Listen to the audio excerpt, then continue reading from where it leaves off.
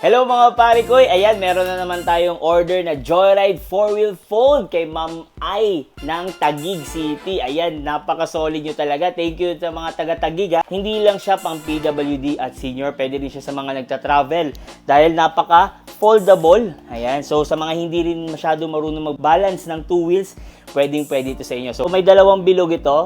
Itong mas maliit, ito yung ginagamit para sa pag-unfold. Ayun lang. So, ayan na. Okay. Ito ang ating upuan, mga parikoy. Ayan o. So, napakadali lang install. Lalak na yun dyan, syempre.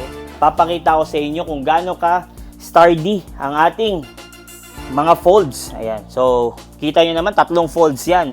At may suspension sa likod. Ayan. Pwede mo i-close up sa baba. Ayan. Ayan. Sa mga nagtatanong nga pala paminsan sa ibang videos ko, itong color blue na ito is cover lang po yan ng ayan. Susi natin. May headlight. Ayan. So, abante tayo. Ayan. Reverse. Ayun. So, meron din yan ng horn. Headlight, signal light. Ayan. Tsaka may hazard. So, ano pang hinihintay nyo mga parikoy?